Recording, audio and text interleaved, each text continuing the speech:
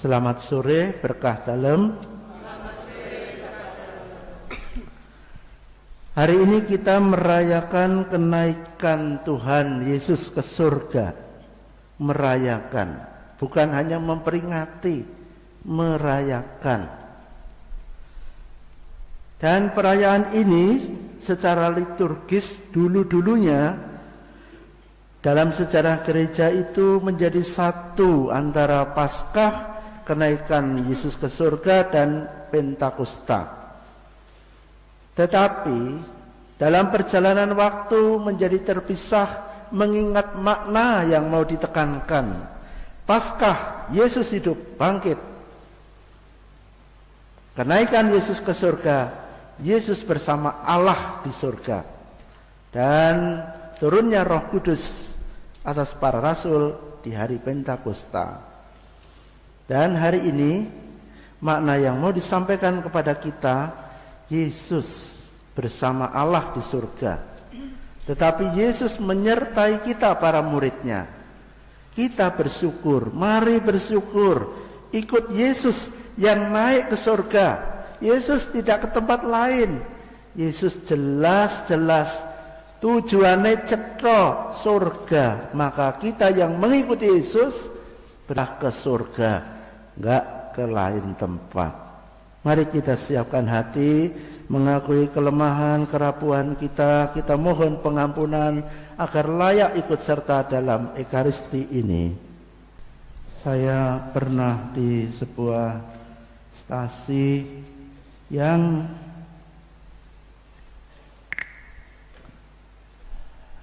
diberitahu, di situ saya diminta untuk mengunjungi salah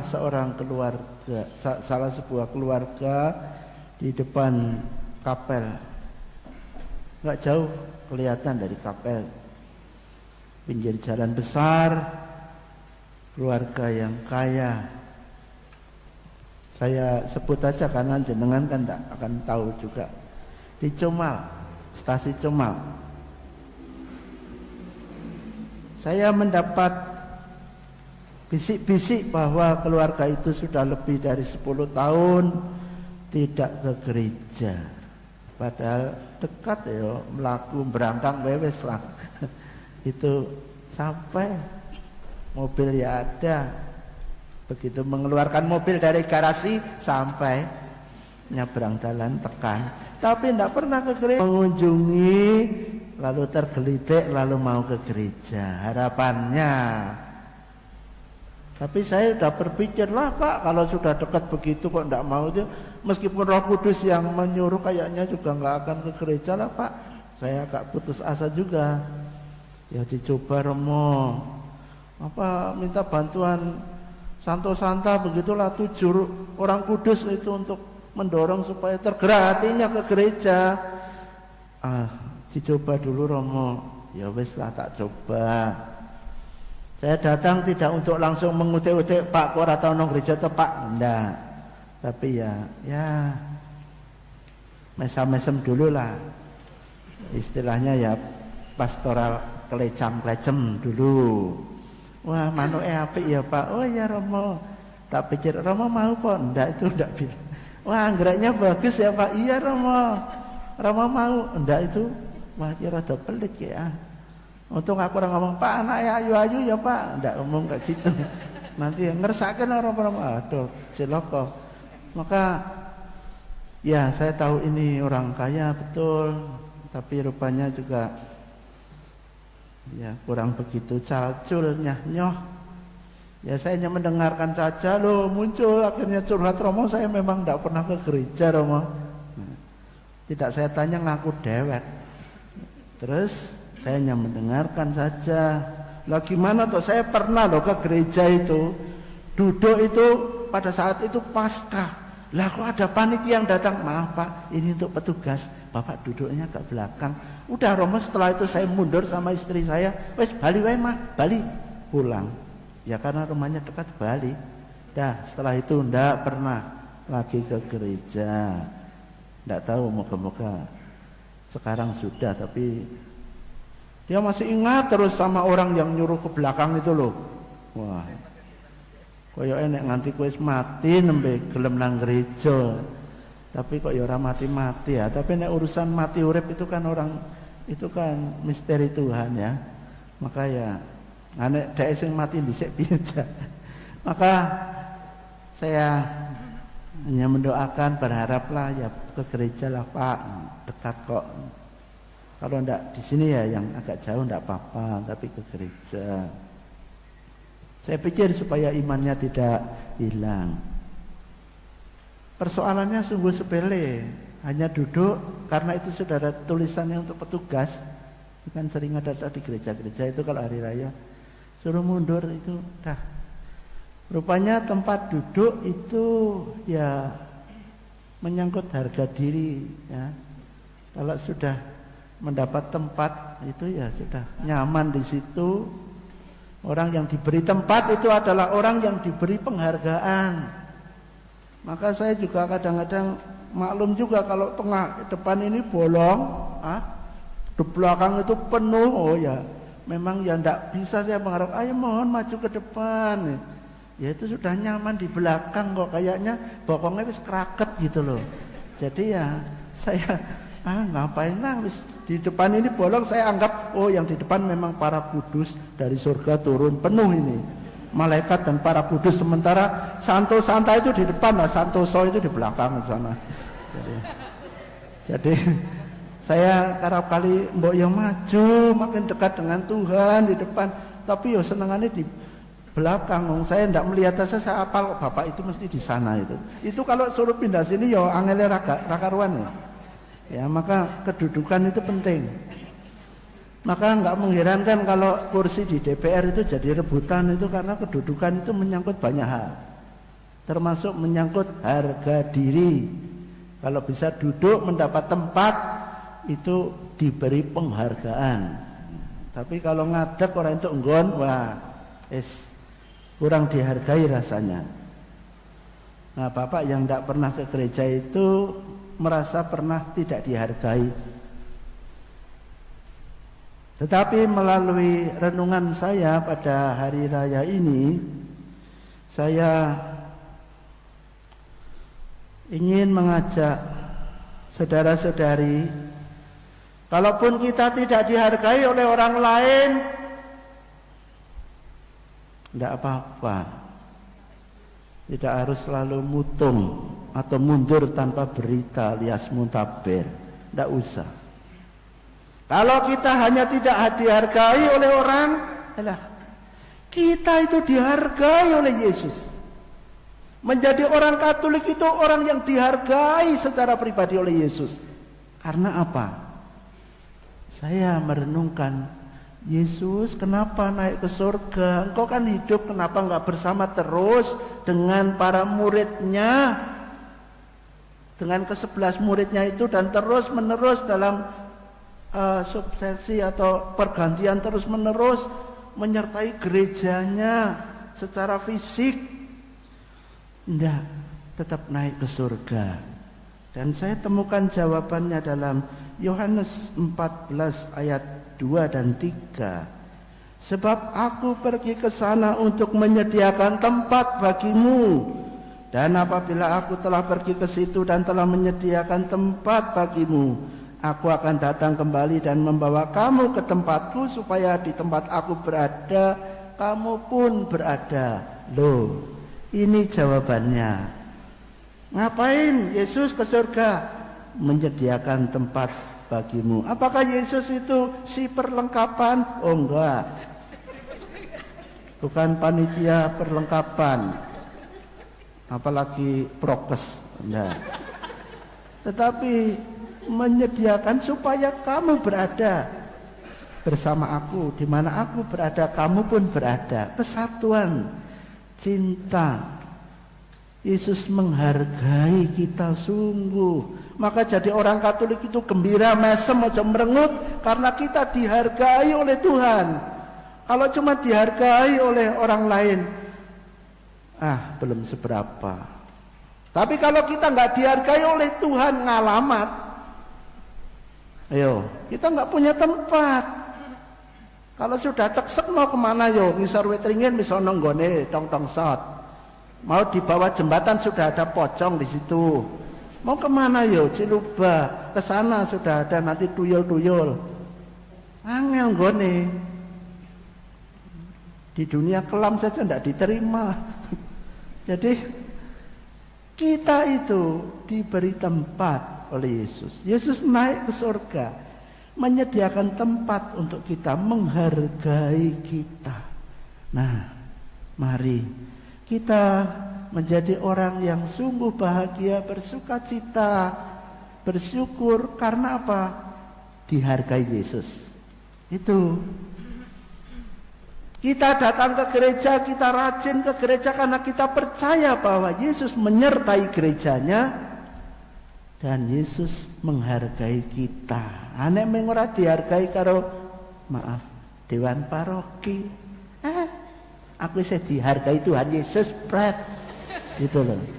Anek orang yang dihargai karo ketua lingkungan, aku dihargai Yesus, Brad. Gitu. Ngono ke wae kok malah terus aku nang gereja ngenteni ketua lingkungannya ganti, jebulane ora ganti-ganti. Repot. Ya kan? Wis ora rumangsa isih merasa dipilih terus. Tapi nek ora dipilih sapa maning sing gelem. Maka ya nunggu matine wong ternyata kalau kita mati dulu kepriwe. Nah. Mari kita sungguh menjadi pribadi yang dihargai, yang dicintai, pribadi yang berpengharapan dalam hidup, karena kita itu punya tempat. Kalau sudah punya tempat, ayem, nah damai. Hidup orang Katolik damai. Karena apa? Wis ora usah bingung, kuatir. Wis duwe kapling nang kana. Nah, sudah punya raketung tipe 36 apa pira, tapi kan duwe, ya kan, daripada nang ngisor wit gedang, ayo.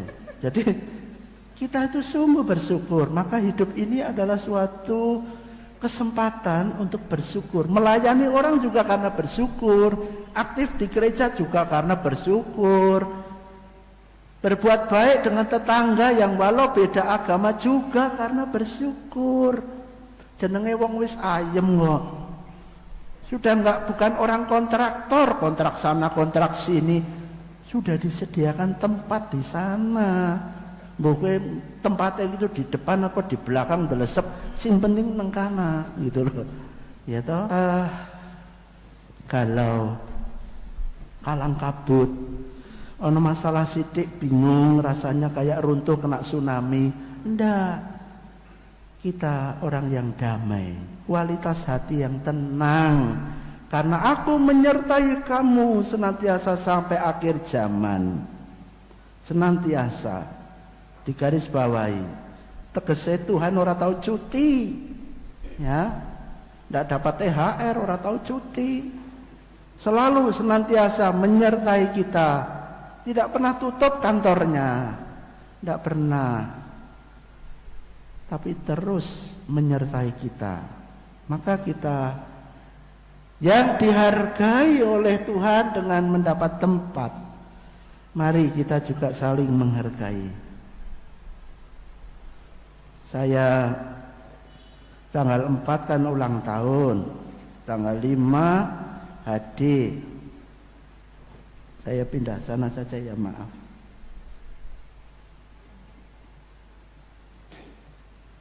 Nah, di sini tuh cekelannya kepenak.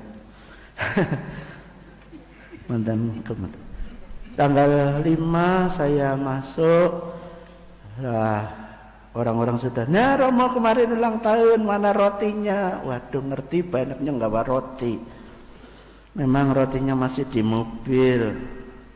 Saya bawa roti 20. Saya dibawakan Romo Tejo dari sini 20.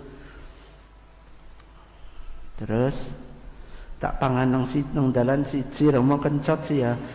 Lalu tinggal 19. Begitu saya bilang, "Ini Bu, saya bawa 19." "Alah, 19 ya aku bingung lembagi mengko Romo dah untuk Romo aja." Oh, ya wis. Ora sida tak duna ndak jadi tak turunkan nang dibilang untuk Romo aja 19, aku bingung bagi pasiennya wis 34. Perawatnya 25, aku nggak bawa roti 19. Ya wes lah, saya juga udah menyerah. Habis itu ada yang tanya lagi, lah Romo biasanya bagi-bagi nih, mana? Ya saya bawa roti 19. Oh ya sini enggak apa-apa, nggak dicuil-cuil. Tapi yang satu, oh janganlah, cuma segitu kok. Tapi yang satu, jangan nolak rezeki ini Romo loh. Terus, ya kalau mau ya silahkan diambil di mobil, di parkiran. Setelah diambil, aku main sidik. Loh kan saya bilang tadi 19. Wah, ini gua anakku telu Iki nek mengentok gua anakku siji ya sing loro kok magelut. Terus ya wis temen aku ngono akhirnya terjadi begitulah pokoknya ribut sing ndonde anak karo sing ra ndonde anak. Akhirnya menang yang punya anak. Itu kejadian tanggal 5. Lalu kemarin berarti tanggal berapa? Kemarin hari Rabu ya. Hari Rabu ada bapak-bapak. Romo, besok kan saya kan lebaran. Saya itu bingung mau ngasih Romo. Oh, aku pikir lah, aku kan usul apa kepiye.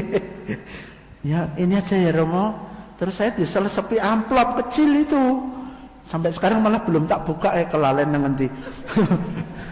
Diselesepi, oh ya ada amplop isi uang. Ini Romo beli sendiri ya, saya bingung sih. Ya Pak, terima kasih. Orang itu tukang sayur dari Turi. Dan saya pikir sungguh mengharukan. Tukang sayur di hari Lebaran memberi Romo. Saya tidak tahu belum buka berapa, tapi saya tersentuh di situ. Saya merasa harus menerima berapapun. Berikutnya dalam siangnya itu kan agak pagi jam 10-an, ini jam 12-an datang lagi yang satu ibu-ibu dengan jilbabnya itu. Wah, Romo, saya masak bikin lontong khusus untuk Romo. Lah aku wis duwe lontong khusus untuk Romo. Oh iya ya. Saya tadinya ya gojek ya, tapi kayaknya temenan lontong temenan. Ternyata gede-gede dawa-dawa. Terus ujarku lontong karo ndok, ternyata dengan pupu ayam gedene por. Jadi opor. Saya dipesan jangan sampai tertinggal ya Romo, dibawa pulang. Ya. Romo Tejo belum tahu dong, kumanan. Tak simpan sih nang kulkas. Pemberian khusus masalahnya. Tak simpan bungkus plastik ireng raketon. Jadi saya nikmati betul. Makan pagi juga saya berbeda waktunya supaya dia dulu lalu tidak dapat lontongnya gitu ya. Karena segang letis nyeng lontong buket. Nah, saya sungguh tersentuh. Karena apa? Pada ibu-ibu dan bapak yang suaminya itu saya itu sering guyon, sering ngajak senyum. Bahkan kalau mereka merengut saya ajak aja merengut, ngobok cepat mati. Terus karena hai ya Romo. Jadi saya kerap kali hanya sekedar menghibur, tetapi saya merasa dengan lontongnya itu ya, dan dengan amplopan ya enggak kecilnya, soal bukan besar kecilnya, sing diselesepke itu, saya merasa bahwa saya ada di hati mereka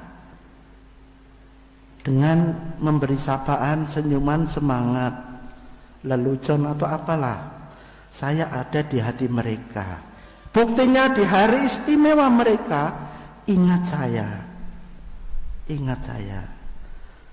Itu yang membuat saya terharu. Maka sekecil apapun saudara-saudari, perlakuan kita terhadap orang lain, penghargaan kita terhadap orang lain, itu akan terekam kuat.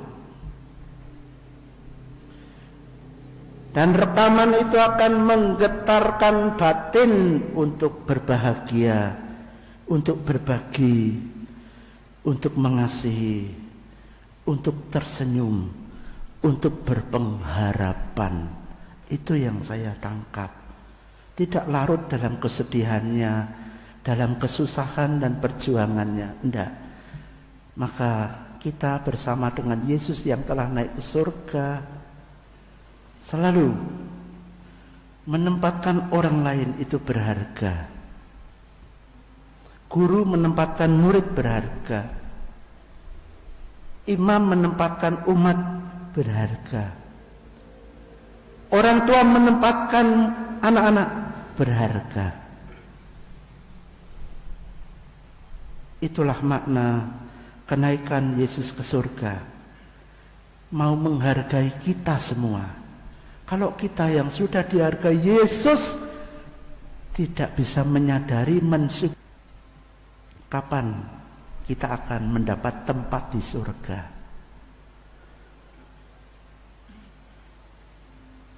Terpujilah Tuhan kini dan sepanjang masa.